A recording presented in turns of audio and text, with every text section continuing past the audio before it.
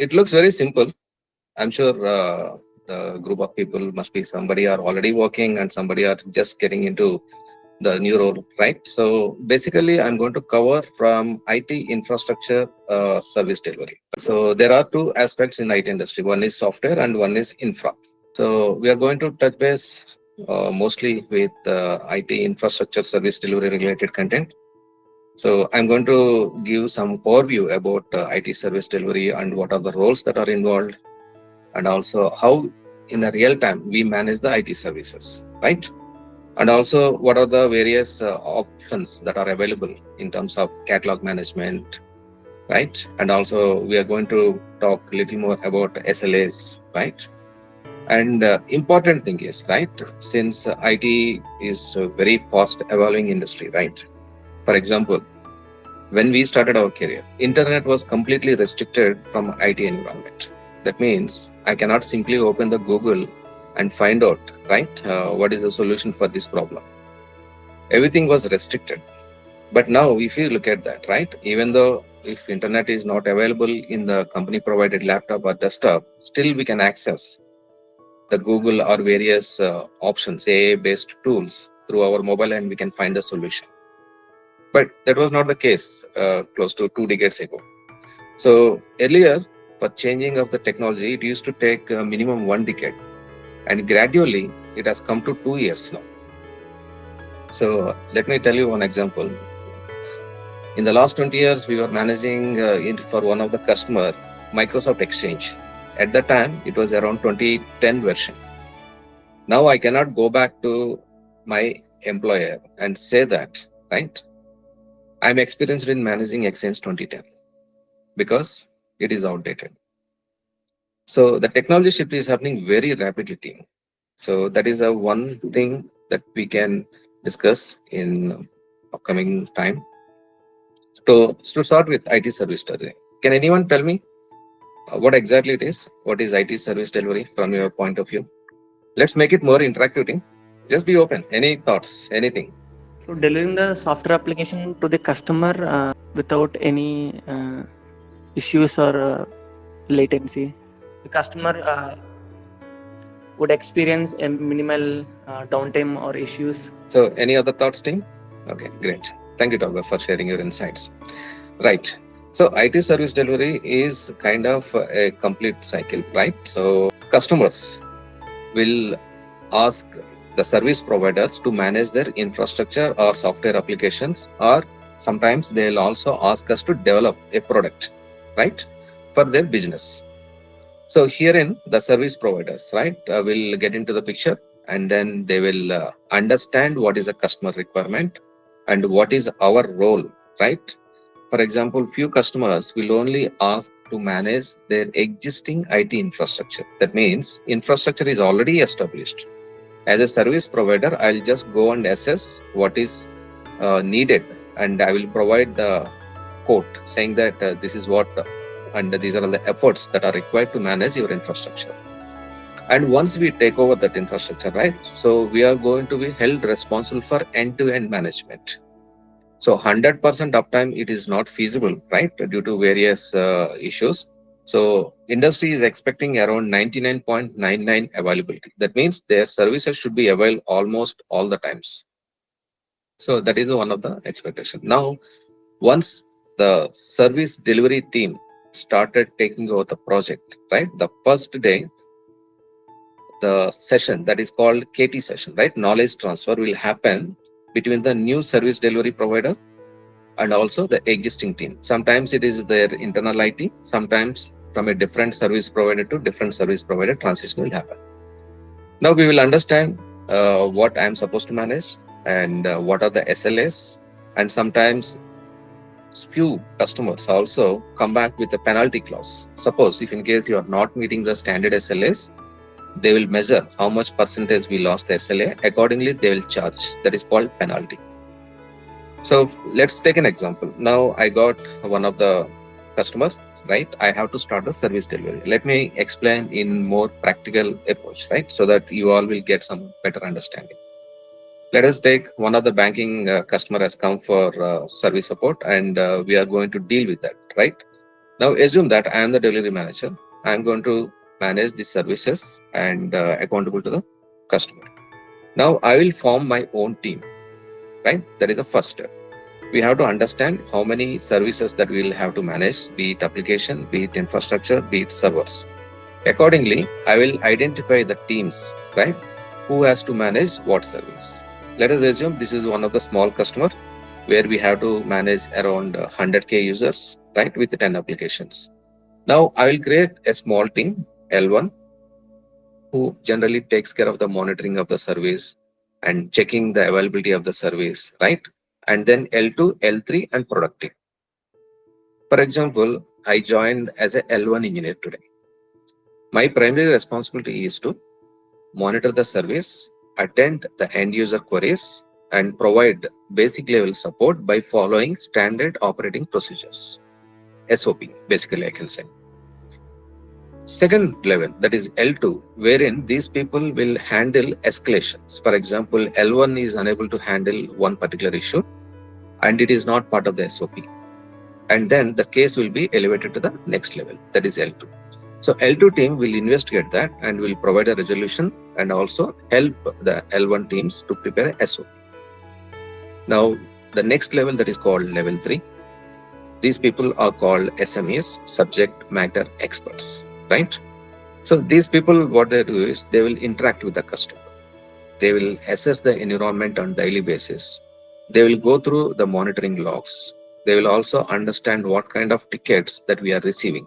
So these people will collect the entire data to check how effectively we are managing, how the environment is stable, right? If in case they identify there is something is not happening as expected, immediately they will pick up that and do thorough investigation and see what are the best practices that can be applied over there to mitigate that issue. What they do is service management, how exactly the services are being delivered to the customer on daily basis. And they will also measure the SLAs. They will also check the resource technical competency, whether the resources are able to manage the services as expected or not, whether they need any kind of training, right, in order to manage their day-to-day operations.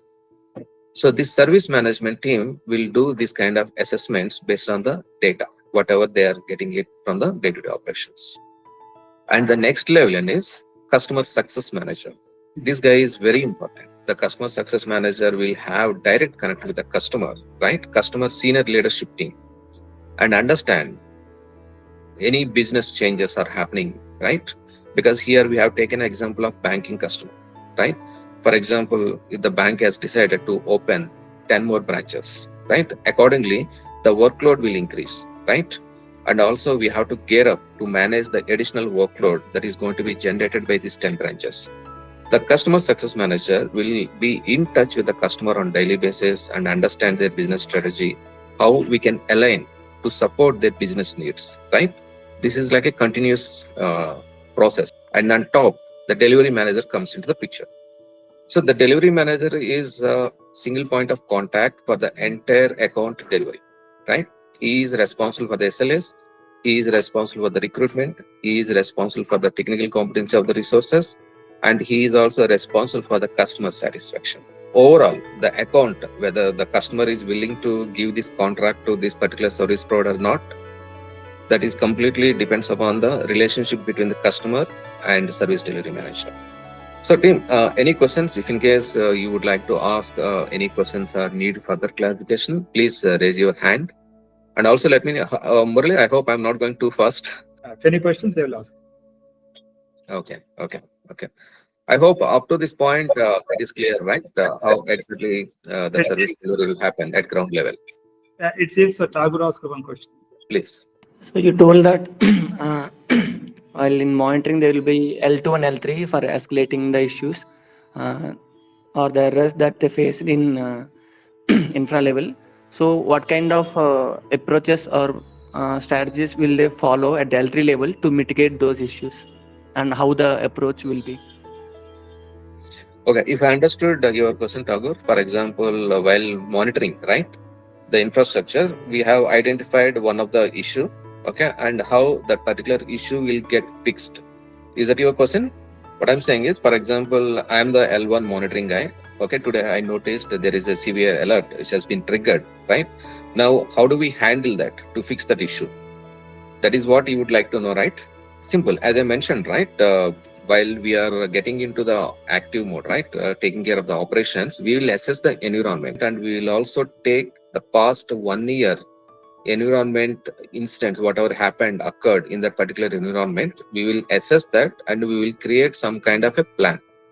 And now during the KT, knowledge transfer, we will also seek the inputs from the existing IT support person. Now, during this KT, we'll cover almost all the problem statements, right? And what are the solutions that are applied in the past. And now today, my first day, I noticed there is one of the severe alert which has been triggered for one of the server. Now, what I'm supposed to do? As I mentioned, we have already created SOPs, right? According to the alert category, medium, severe, and low priority. We will provide SOPs to the first level team. So they will follow the instructions, they will apply that and then fix that issue.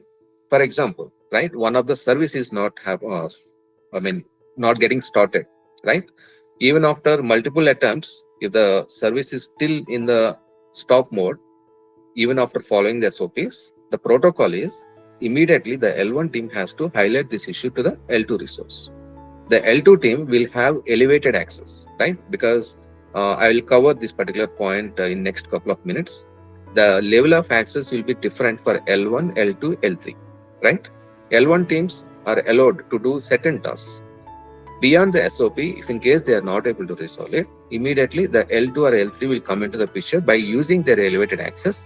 They will directly log into the server and do further analysis by going through the event logs and fix it. For example, even L2, L3 team is unable to fix that.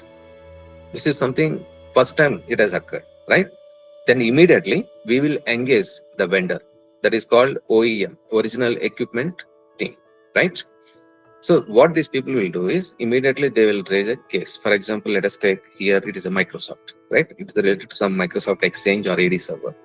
Immediately they will raise a priority case with Microsoft and they will engage the vendor. And we together will troubleshoot that issue to fix it. Okay. So we have covered so far how IT teams will be engaged to manage the customer infrastructure and the key roles that are involved in the IT services, right? And any specific questions on this subject? Okay. So if not, let's move on to the next section team that is called managing IT services, right? So you all must be heard of like a service life cycle, IT service life cycle, right? In the previous section, we discussed about how exactly we are going to onboard the new team to manage the infrastructure. So it comes from the planning to continuous improvement, right? Suppose, as I mentioned in the previous example, the customer has decided to start some 10 branches, right? Now I have to start doing the planning, right? To manage 10 branches, how much additional efforts that I'll have to put it there. So the planning will come, and then once the operations are kick-started, right? And daily basis, the teams will take care of the instance, service request, problem management, change management. Apart from that, we also have to focus on the continuous improvement, right? Continuous service improvement. For example, today I started supporting this customer, right? Per day, I'm getting around 100 cases. Over a period of time, after 1 year, we are familiar with that environment. We know in and out of that infrastructure. During that time, the expectation is like the number of continuous improvement will have to showcase to retain the customer satisfaction. Here, customer satisfaction is very important, right? Because as long as customer relationship is good, customer satisfaction is high, we will retain that contract. So contract retention is nothing but we are generating the revenue to our own company. When you generate the revenue and we can hire the more number of people, we can give the salaries. This is something a financial subject which I'm talking about. For example, if customer felt like we are not doing up to the mark or we are not giving any value add services, right? Customer will take a call saying that, okay, let me explore and let me go to the market and find out what is the next available service provider who can provide better support for me. So it is very competitive world team. Every resource be it L1, L2, L3, delivery manager, customer success manager, all roles are very, very crucial and important. And I cannot simply say L1 job is just only monitoring and taking care of L1 tickets. No, because over a period of time, the same resource has to gain the knowledge to move on to the next role, right? If not, let us say I'm in my comfort zone. Okay, I have the SOPs.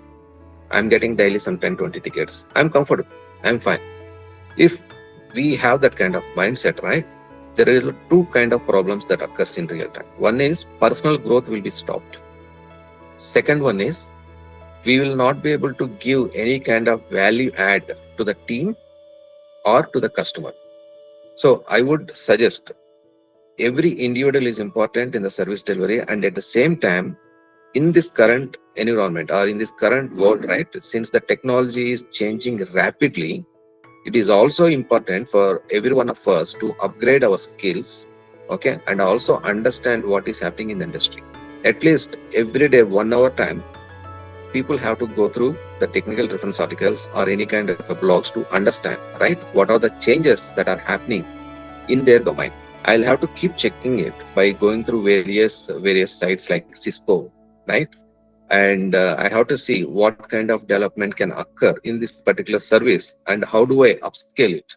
Otherwise, what will happen is when we don't upscale over a period of time, people are happy to continue. But after 2, 3 years of time, if in case we are not showing any kind of improvement, right?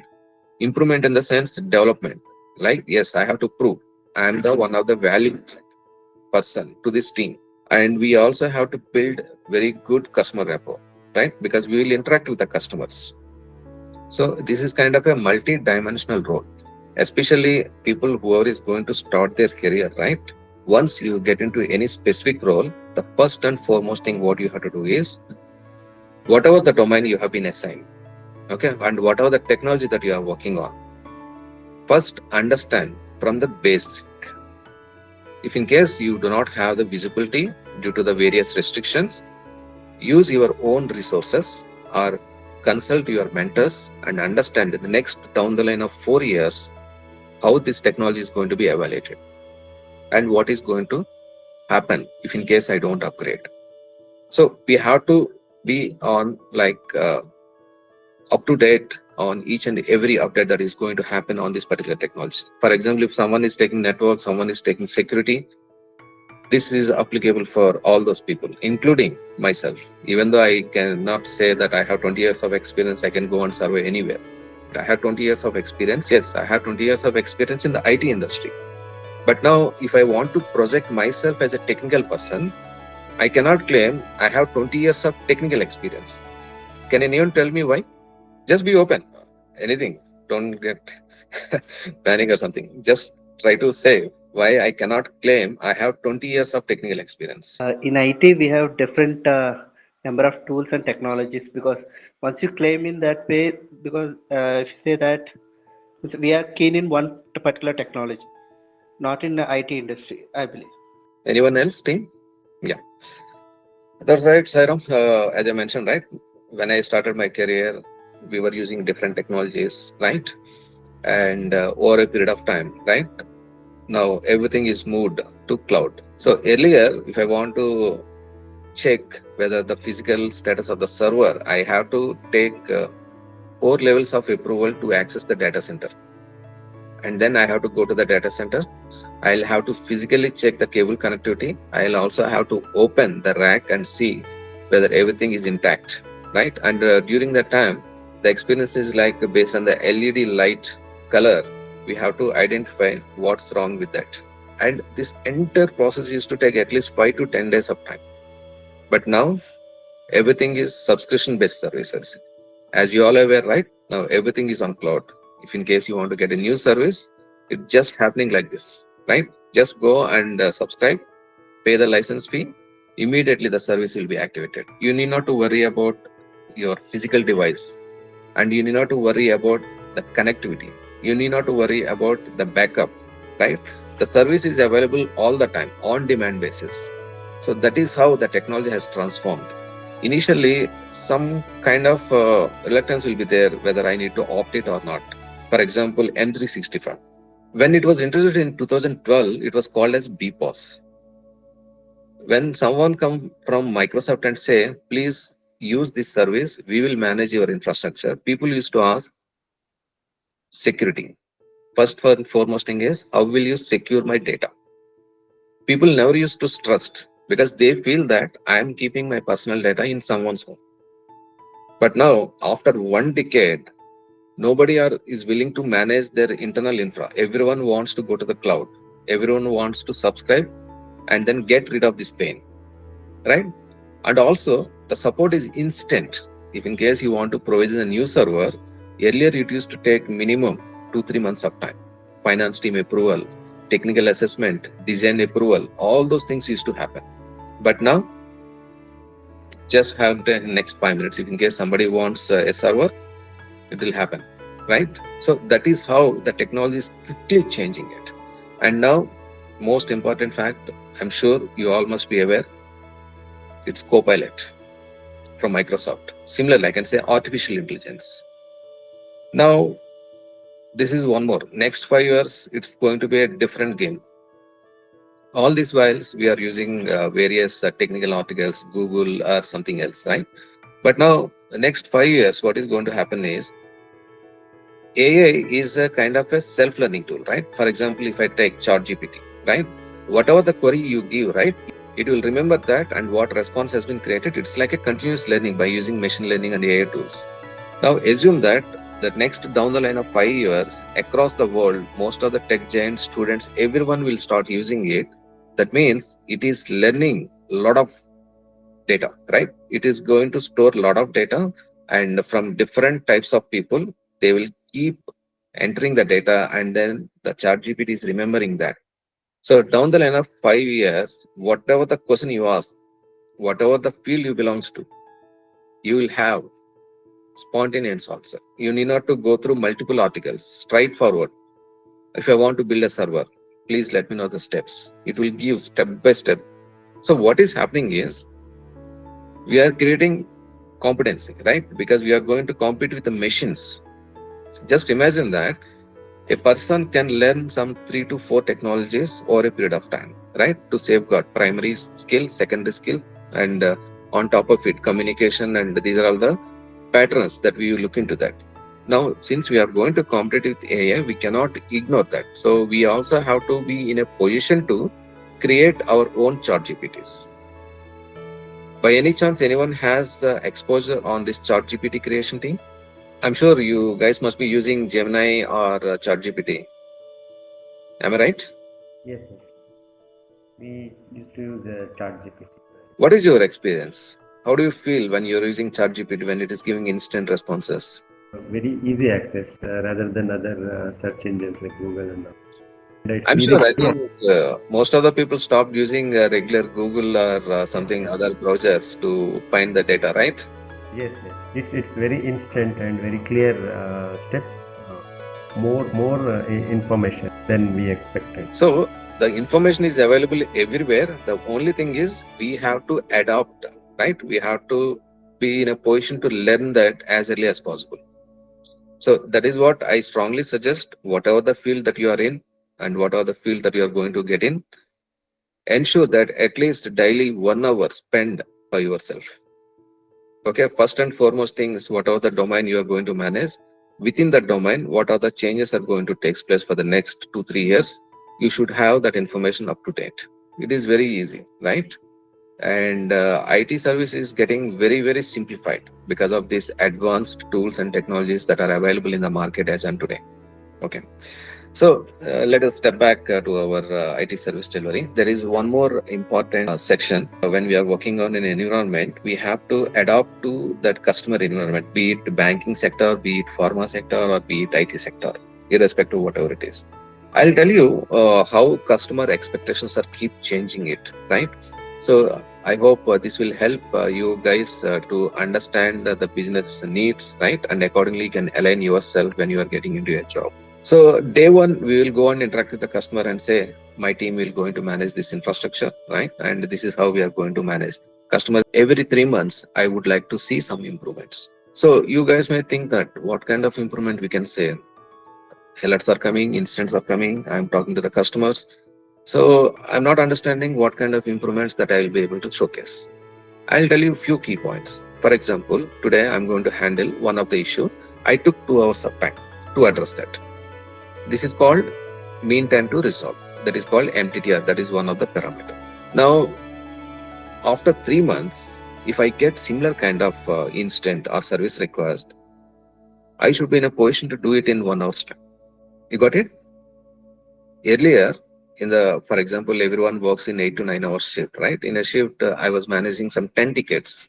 But now, after 3 months, 4 months, since I'm familiar with that environment and understanding the scope, I'll be in a position to handle some 15 to 16. So this is my improvement.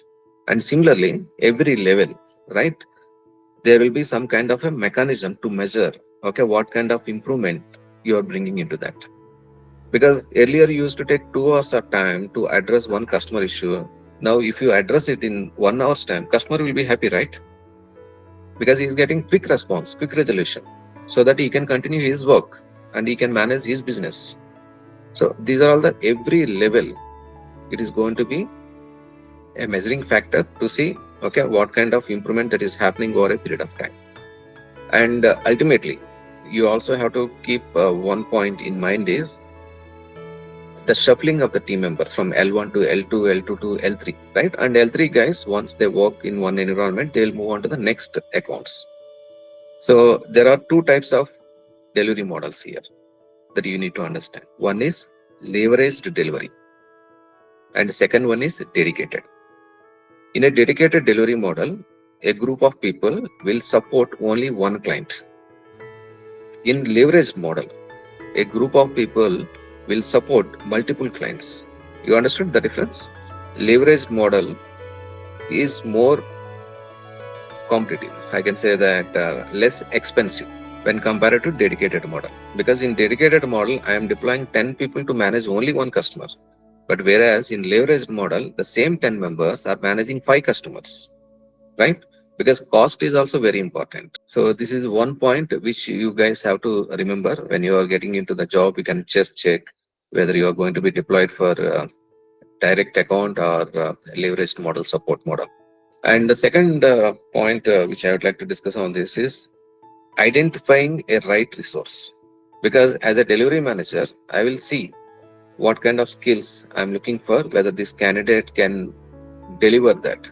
So whenever we get any kind of a profile team, there are some industry practices that I would like to share it with you so that it will be helpful for you guys whenever you are looking for a change or whenever you are searching for a new job. So whenever we receive a profile, first and foremost thing, what we will do is we will check, okay, the social behavior of the candidate.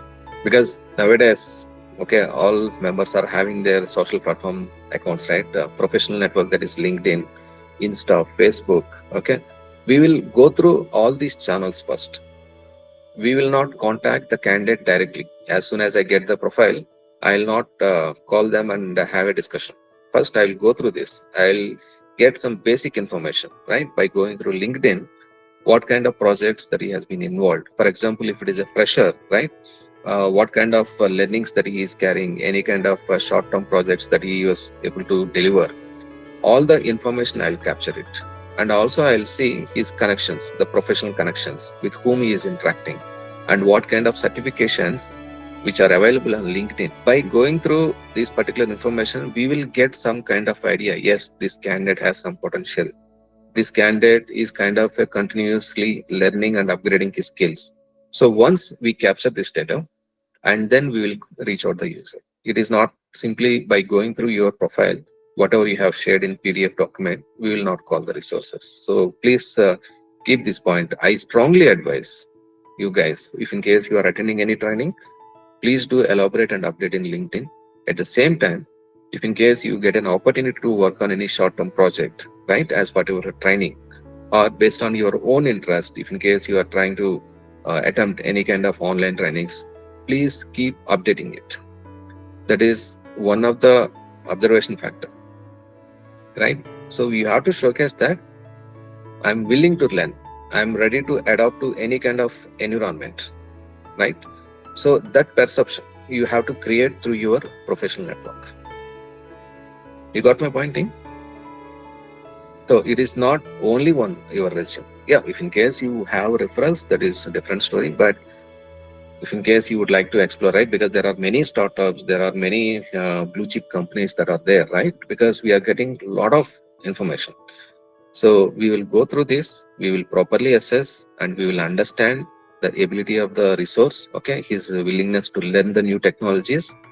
Basis on that, we will filter the candidates, and then we will call out the people.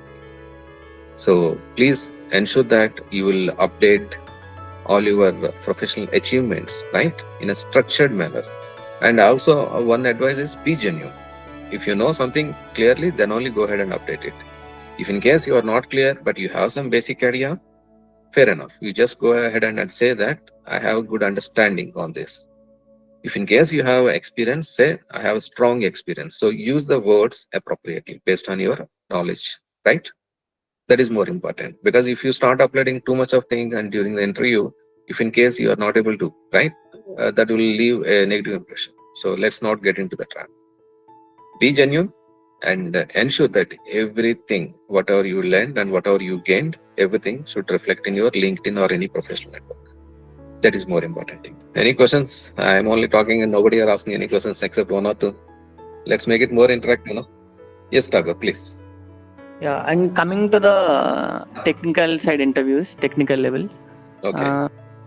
I had more knowledge. I mean, I have overall a good exposure on the project and overall the whole infrastructure. And the interviewer is expecting more from me, even though I have less experience. Like let's say, consider 2 years of experience. I know more tools and more services. I know how the flow is been happening in the infrastructure in my previous infrastructure, company's infrastructure, and if the interview is expecting more from me, or the requirement is different, then how can I showcase myself in that case? Generally, if in case you have been called for an interview, by the time itself only, the interviewer, right, or a person who is going to hire will have a clear understanding on your experience. I am impressed with your past experience. And within 2 years, whatever the knowledge you gain and whatever the exposure you got it, I'm impressed with that. Basis on that, I call you. And during that time, I am assigning something different, which you never have any kind of exposure or experience in that, right? In this scenario, there are two things will happen. For example, in our environment, as I mentioned, that technologies keep changing. I cannot rely on the previous experience, for example. Now, I will tell how quickly you can learn, right? That is one thing which I can ask as an interviewer. From the candidate perspective, if in case you are facing this kind of question where you do not have any kind of exposure, then you can give a confidence saying that I'm a quick learner. Okay, if you can look at my past experience in the short span of time, I have gained the knowledge and I used, right, my own tools, and I spent my own learning time to gain this knowledge. So I'm sure by the time we make this deal, I'll have some 2 months of time. Within this time, I'll be able to capture the knowledge, whatever you are looking for. I'll be 100% ready by the time I started my work. Likewise, you can comment and you can give that confidence to the interviewer, right? Because immediately it will not happen, right? Because every person will get at least 20 days minimum time to join in any organization, because they'll have to do some background verification. For example, if you are already working in one of the organization, most of the organizations are having 2 to 3 months of notice period time. So that time is more sufficient for anyone to learn the new technology and get ready to take up new workload. You got my point? Yes, got you. Thank you. Just give that confidence. I'm a quick learner. I have the time. By the time I'm going to join in your organization, if you can give me this opportunity, I'll be ready with whatever the skill set that you are looking for, and thereafter I'll be able to manage it. If you can give that confidence, definitely the interviewer will be impressed. Confidence and then assurance. From anyone? Anyone would like to know anything? Yes. I have one question. Yes, In your sure. experience, did you face any worst case while delivering the applications? And what are the plans you made to mitigate that severe? So I was working for one of the banking customer actually. right? There are two things which I would like to share. One, I'll tell you one thing. Okay, one of the banking customer I was working for, surprising, and they're from Hyderabad only. I was there in Hyderabad at the time. So they have one of the application that is very critical applications for them, right? When customers are walk-in, they have to check whether this person has come to this branch before or not. Likewise, they can do some kind of a check and see what kind of services that they can offer to the customer. Now, what happened is in one of the branch, right, where the servers are hosted, during that time, all the servers are hosted in on-prem environment. What had happened is it is not related to the application, it is not related to the server. Okay, it looks funny for this generation if we tell that is a major reason how we mitigated is UPS, uninterrupted power supply. People did not notice that UPS is having sufficient backup when the power has gone. During that time, most of the organizations were not using genset also, right? Now power went off, systems are off, and now with the help of facilities, we have restored the power. And now the real problem has started is servers are not booting up, right? Because of the uninterrupted power supply failure, systems got rebooted, especially this application server. Okay, it is not getting rebooted. How will I handle this? How quickly I can bring this up, right? During that time, I am also like a L2 plus engineer, right? And unfortunately, that happened on Saturday. Saturday, most of the banks will not operate, and even though if someone operate, it is off day, right? So we felt okay, we have some breathing time, but unfortunately, we do not have any kind of a DR plan. DR means Disaster recovery. so generally for any sites we will have a disaster recovery site. We were clueless. Okay, how do we kickstart? Okay, how do we invoke the disaster recovery? The DR is there in Chennai. DR is nothing but whatever the transactions that are happening in one of the server, right? That will be replicated into the offline copy in disaster location. It will not be online. It will be in a parallel network, but that network will be isolated from the core network. Now, what had happened is everyone are coming because banks are having a clause, right? By end of the day, they'll have to settle down everything. They have to showcase for the day, this is the end. So if that is not happening as part of the RBI guidelines, they'll have some kind of I can say penalties or something. So it is clueless. We were only two people, and what we did, right? Because we have to invoke the DR. So we followed the SOPs, right? And we executed the commands, whatever it is written as part of this process to invoke the DR. We followed, everything went smooth. Servers are not active because I have to make the primary site down and initiate the secondary site up. You're getting my point? To bring the data available so that employees can start work on that application. So this is one of the toughest situation which I have gone through. Even after following all the standard protocol also, the services are not up. Finally, what had happened is we approached the vendor, that is Microsoft, why it is keep failing it, and Microsoft has come. I can say we were fortunate at the time because the incident was happened on Saturday. Assume that if it has happened on Monday, the business impact that would have created is unpredictable. Since Sunday is holiday and Microsoft has engaged, we were able to restore it by Sunday afternoon. It literally took 24 hours of time, Chaitanya. So why I'm bringing this point is even sometimes unpredictable things can happen, but at the same time, you have to keep only one point in mind. Whatever you are doing is right? You are following all the protocols and you are following all the instructions updated by your seniors. And you also have to inform your seniors on time, right? Because when we are not able to do something, we have to raise our hand saying that, guys, I need help. If in case it is delayed, right? Then automatically the resolution order will be, but sure, you will learn a lot of things at the end of the day.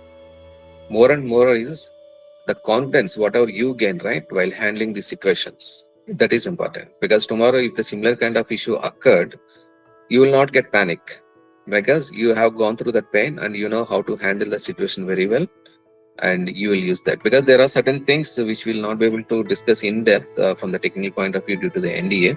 So that is the reason just I'm giving a outline team. So any further questions, team? Anyone has any queries? Please feel free to ask. I hope you all got some good understanding on the IT service delivery, especially from the infrastructure point of view. If you have any questions, please ask. Is this only related to infra or about DevOps also? See, infra in the sense it is kind of a multi-domain support. It will include application support. It includes network support. It includes security in the sense of firewalls, end user computing issues, right? Endpoint security and messaging support, right? That is Exchange and Lotus. And also, few customers are using some Linux-based messaging system and collaboration, enterprise voice, MS Teams, Cisco, and also the models, the service models, technology, service models, everything will come into the picture. In one of the company, if you say, I'm going to manage your infrastructure, it is not like one team who manages it. There will be multiple teams according to the environment will be engaged, Azure. And some people are using this one also, Amazon. And some people still prefer to have hybrid model. Hybrid in the sense 50% will be in the on-prem, 50% will be on the cloud. So that depends upon the customer IT environment. We will deploy the resources. So that means we should prepare for as DevOps side as well as infra as well. That's right. Thank you. Team, any questions, please? Before concluding, can I ask one question? Like, what are the Yes. to become a service delivery manager? Okay, career path you're referring. See, career path, I can say, let me take myself as example. I started my career as an L1 network engineer, and generally the promotion cycle will happen. For example, you are stick to one organization. Generally, it will not happen like that.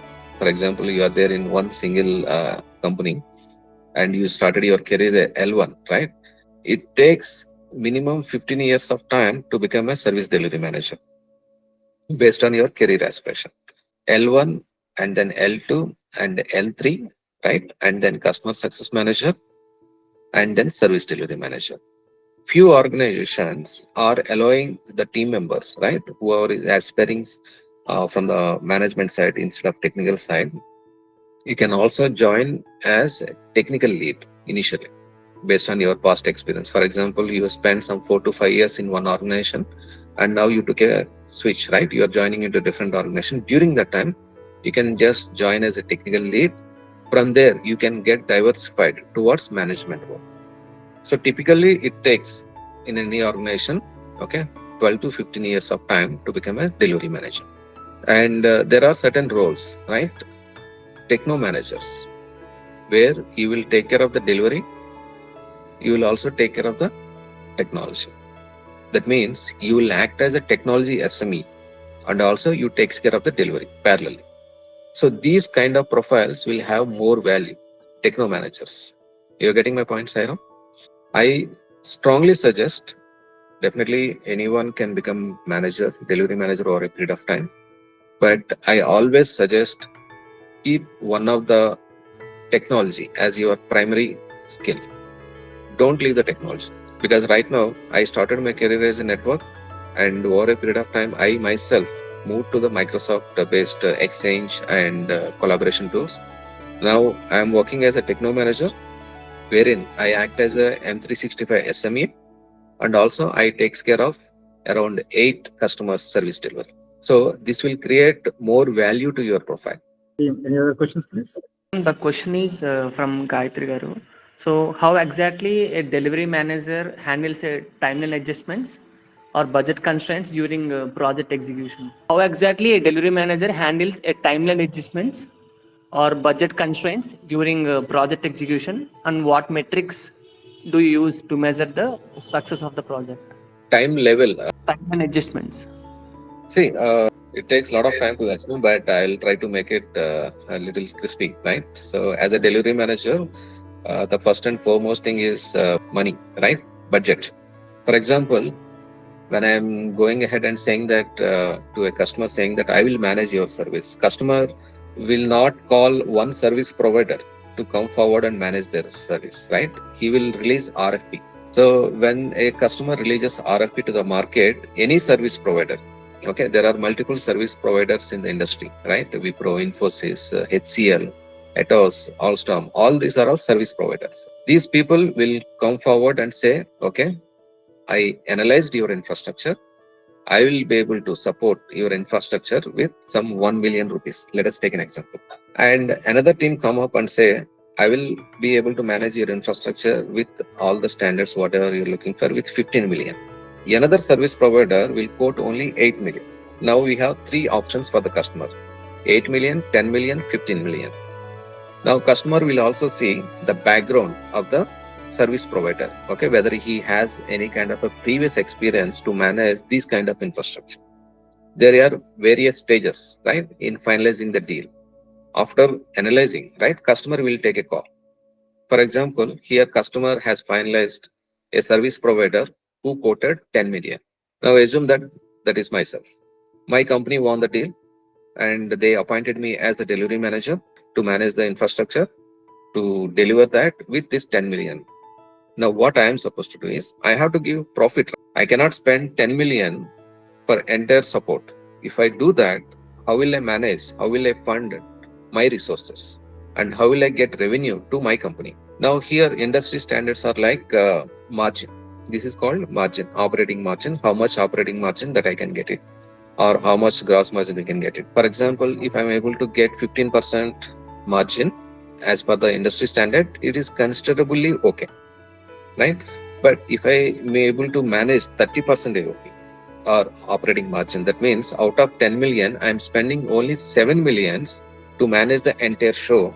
Remaining 3 millions, I'm bringing as a profit to my company, right? This is one of the measuring criteria, how effectively I am managing in terms of the financial. And second point, customer satisfaction, because customer is willing to pay 10 million first year. Second year, I have to give discount to the customer. When we are also dealing with anyone, we will also expect second time when we are visiting the same customer, we will also ask you some discount because I am the repeated customer to you. Now, the first and foremost thing is how much margin that I am bringing back to my company. That is one of the success criteria.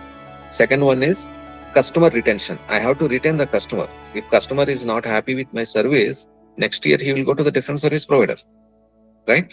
That means I'm failed.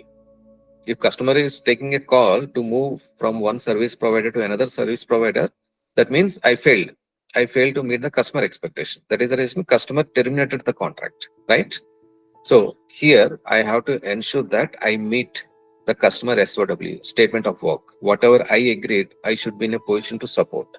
And I should be in a position to source quality resources. I should be in a position to get quality CSAT from the customer. So these are all the few measuring criteria to see whether the delivery is happening as expected or not, whether customer is happy or not. However, in a net to say how much revenue I am bringing back to my parent company is a matter. So you can take customer satisfaction, right? Customer retention and financial margin.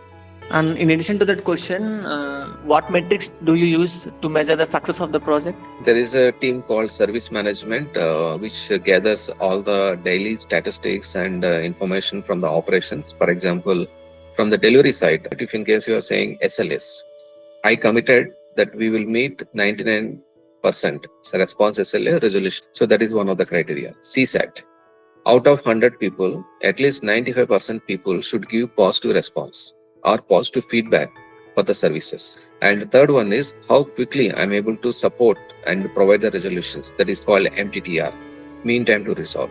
This is one thing. So these are all the few metrics that we will use it to measure whether the delivery is happening smoothly or not. I hope I have clarified and answered your queries, Dr. Ram, can we close the session now? I think it seems there are no questions. So if in case we don't have anything, then we can conclude this call for now, Murali. Yeah. And once again, thank you for providing this opportunity to interact with your students. And definitely it is going to be like a memorable session for me to interacting with youngsters and sharing my thoughts. Thank you, team. Thank you, everyone.